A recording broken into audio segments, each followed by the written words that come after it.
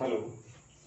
तो आज हम लोग थर्ड चैप्टर की सीरीज आगे बढ़ाते हुए एक बहुत ही इम्पोर्टेंट टॉपिक देखते हैं, जो कि है स्ट्रक्चर ऑफ द अर्थ, या अर्थ के अंदर का कैसा स्ट्रक्चर है, लेयर्स कौन कौन सी अर्थ के अंदर एग्जिस्ट करती हैं।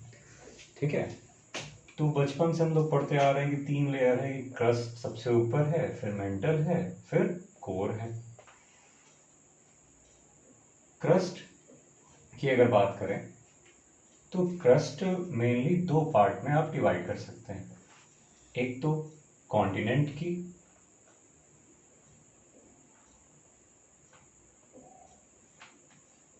और एक ओशनिक। ठीक है, ओशन की।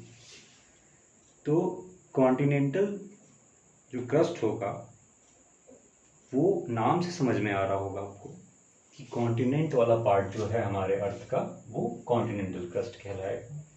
बहुत ही सिंपल तरीके से अगर हम देखें तो यहाँ पे देखिए क्या हो गया, मान लीजिए कॉन्टिनेंट है और यहाँ पे क्या हो गया, ये ओशंस हो गए। तो जो जिस पे हम लोग रह रहे हैं वो वाला पार्ट हो गया कॉन्टिनेंटल क्रस्ट। इसकी मीन डेप्थ है 30 किलोमीटर। इसकी गहराई कितनी किलोमीटर तक है? 30 किलोमीटर। और जिसके ऊपर पानी है वो लेयर है ज़्यादा से ज़्यादा, उसकी मीन वैल्यू है 5 किलोमीटर। ठीक है। तो कॉन्टिनेंटल क्रस्ट की मीन वैल्यू ज़्यादा है और ओशनिक क्रस्ट की मीन वैल्यू कम है। ये बात अलग है कि कॉन्टिनेंटल क्रस्ट कुछ कुछ जगहों पे 70 किलोमीटर तक भी चली जाती है। जैसे हिमालयन माउंटेन्स के पास कॉन्टिनेंटल क्रस्ट की डेप्थ 70 किलोमीटर तक चली जाती है। ठीक है। तो कॉन्टिनेंटल क्रस्ट आपका हो गया और ओशनिक क्रस्ट, 2 टाइप की क्रस्ट हो गई। क्रस्ट समझ में आ गया हमें कि ज़्यादा गहरी नहीं है, अप्रॉक्सीमेटली आप मान लीजिए तो 70 किलोमीटर तक गहरी है। अब जहाँ क्रस्ट खत्म हो रहा है और जहाँ से मेंटल शुरू हो रहा है, तो क्रस्ट यहाँ पे डिसकंटिन्यू हो गया, इसलिए इसको एक वर्ड दे दिया गया, इस बाउंड्री को दे दिया गया मोहो डिसकंटिन्यूटी। मोहो डिसकंटिन्यूटी क्या है? जहां पे क्रस्ट खत्म हुआ और जहां से मेंटल शुरू हुआ। ठीक है। अब इसमें कुछ और बातें हम लोग कर लेते हैं। जैसे कि अगर हम लिथोस्फेयर की बात करें तो हम लोग पढ़ते हैं ना, एटमॉस्फेयर, बायोस्फेयर, ठीक है, hydrosphere, lithosphere. Hydrosphere, lithosphere, atmosphere से मिलकर क्या बनता है? बायोस्फेयर बनता है। तो लिथोस्फेयर जो है आपका वो अर्थ के यही वाले पार्ट होंगे, ठीक है, जिसमें हम लोग रह रहे हैं। तो क्रस्ट पे हम लोग ऊपर रहते हैं, तो लिथोस्फेयर 200 किलोमीटर तक को कहते हैं। ऊपर से अर्थ के सरफेस से नीचे आप 200 किलोमीटर तक जाएंगे तो वहां तक के पार्ट को हम लोग क्या कहते हैं? लिथोस्फेयर कहते हैं। तो लिथोस्फेयर में क्रस्ट तो आ ही गया, क्योंकि क्रस्ट कहाँ तक जा रहा है? मैक्सिमम 70 किलोमीटर तक। तो क्रस्ट तो आराम से आ जाएगा। क्रस्ट के बाद जो है मेंटल का भी ऊपर वाला पोर्शन, वो भी लिथोस्फेयर में आपका आ जाएगा। तो अपर मेंटल एंड क्रस्ट मिला के क्या बनते हैं? लिथोस्फेयर। फिर इसके बाद एक और लेयर इंपॉर्टेंट है जो कि मेंटल के ही ऊपर वाले पार्ट में है, जो है एस्थेनोस्फेयर।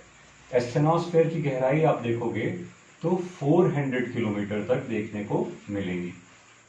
एस्थेनोस्फेयर वो लेयर है जहाँ पे सारा मैग्मा रहता है। मैग्मा वहीं से वॉल्केनो के थ्रू बाहर आता है। ठीक है। तो अगर वहाँ वो लेयर ना होती तो हमारे पास वॉल्केनिक इरप्शन के लिए जगह ना होती, या वॉल्केनिक इरप्शन के लिए मैग्मा ना होता।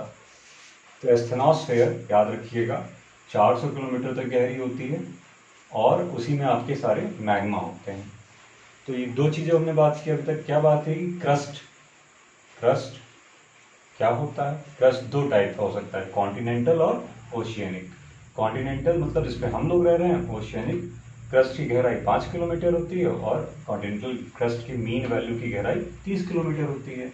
फिर जहाँ पे क्रस्ट खत्म होता है और जहां से मेंटल शुरू होता है उसको कहते हैं मोहो डिसकंटिन्यूटी, क्योंकि यहाँ पे डिसकंटिन्यू हो गया क्रस्ट। ठीक है। अब क्रस्ट के बाद हमने पढ़ा लिथोस्फेयर। लिथोस्फेयर कहाँ तक चला जाएगा? 200 किलोमीटर तक। तो लिथोस्फेयर में क्रस्ट भी आ जाएगा और upper part of the mental भी आ जाएगा। फिर हमने देखा 400 किलोमीटर तक क्या मिल जाएंगे आपको? एस्थेनोस्फेयर। एस्थेनोस्फेयर में क्या मिलेगा? मैग्मा। ठीक है। फिर इसके बाद मेंटल की और बात कर लेते हैं। तो देखिए मेंटल जो होगा वो आपका सॉलिड स्टेट में होगा। किस स्टेट में होगा? सॉलिड। इसी वजह से इसमें एस वेव ट्रेवल कर पा रही थी। ठीक है, क्योंकि एस वेव किस में ट्रेवल करती है? केवल सॉलिड में, तो वो ट्रेवल कर ले रही थी। तो मेंटल आपका सॉलिड स्टेट में होगा और 2900 किलोमीटर पे खत्म हो जाएगा। यहाँ पे जहाँ ये खत्म हो रहा है और जहाँ से कोर शुरू हो रहा है, इन दोनों के बीच में भी एक डिसकंटिन्यूटी होगी, क्योंकि यहाँ मेंटल डिसकंटिन्यू हो गया, तो इसको कहेंगे गुटेनबर्ग डिसकंटिन्यूटी। अब यहाँ से कोर शुरू हो गया है ये वाला। अब कोर को दो पार्ट में डिवाइड कर लेते हैं, एक आउटर कोर और एक इनर कोर। आउटर कोर मतलब इसलिए डिवाइड किए क्योंकि आउटर कोर वाला जो पार्ट है वो लिक्विड स्टेट में है, इसीलिए एस वेव यहाँ से यहाँ नहीं आ पा रही थी, इसीलिए इसका शैडो जोन बहुत ज़्यादा हो जा रहा था। तो ये लिक्विड स्टेट में है और ये किस स्टेट में है? सॉलिड स्टेट में। ठीक है, तो फिर से समझेंगे। ये मेंटल आपका सॉलिड स्टेट में था, आउटर कोर आपका लिक्विड स्टेट में था, इनर कोर आपका सॉलिड स्टेट में था। और यहाँ से यहाँ तक रेडियस जो सेंटर अर्थ का है वो क्या है? 3678 किलोमीटर। ये पहले हम लोग देख चुके हैं। थोड़ा सा इसमें और देख लेते हैं कि इनर कोर सबसे ज़्यादा डेंस होगा, इसीलिए इसकी डेंसिटी 13 ग्राम पर सेंटीमीटर क्यूब होगी। आउटर कोर इससे थोड़ा या काफ़ी कम डेंस होगा, 5.4 ग्राम पर सेंटीमीटर क्यूब। ठीक है। अब मेंटल जो है आपका वो होगा 3.4 ग्राम पर सेंटीमीटर क्यूब। सॉरी, ये 5 ग्राम पर सेंटीमीटर क्यूब होगा और ये क्या है? 3.4 ग्राम पर सेंटीमीटर क्यूब। अब क्रस्ट में दो पार्ट हो गया था, कॉन्टिनेंटल और ओशियनिक। तो कॉन्टिनेंटल क्रस्ट 2.7 ग्राम पर सेंटीमीटर क्यूब और ओशियनिक क्रस्ट 3 ग्राम पर सेंटीमीटर क्यूब। कॉन्टिनेंटल क्रस्ट जो है वो ग्रेनाइट की चट्टानों से बनी है और ओशियनिक क्रस्ट जो है वो बेसॉल्ट की चट्टानों से बनी है। बेसॉल्ट की चट्टानें ज़्यादा डेंस होती हैं। ठीक है, तो फिर से देखिए ये डेंसिटी हाई क्यों हो जा रही है? क्योंकि अर्थ में जो भारी मटेरियल थे वो नीचे चले गए। ये हमने पहले ही बताया था क्यों नीचे गए, डिफ्रेंसिएशन के प्रोसेस से। तो सबसे हल्के वाले ऊपर जिनकी डेंसिटी 2.7 ग्राम से 3 ग्राम पर सेंटीमीटर क्यूब, फिर उसके नीचे थोड़े भारी 3.4, फिर और भारी 5 ग्राम, फिर लास्ट में 13 ग्राम पर सेंटीमीटर क्यूब सबसे भारी। ये आपका पार्ट हो गया और ये इम्पॉर्टेंट है, इससे काफ़ी क्वेश्चंस आते हैं। ठीक है, इसमें आपको लिथोस्फेयर एक अलग से समझना था कि 200 किलोमीटर तक डेप्थ होती है और एस्थेनोस्फेयर अलग से समझना था कि एस्थेनोस्फेयर 400 किलोमीटर तक बेयर रहती है। एस्थेनोस्फेयर में ही मैग्मा आपको देखने को मिलेगा। ठीक है, वही मैग्मा होता है जो कि वॉल्केनिक इरप्शन में बाहर आ जाता है। ठीक है, बाहर आके वो क्या बन जाता है? लावा बन जाता है। तो आज के लिए इतना ही, होपफुली समझ में आया होगा। Thank you.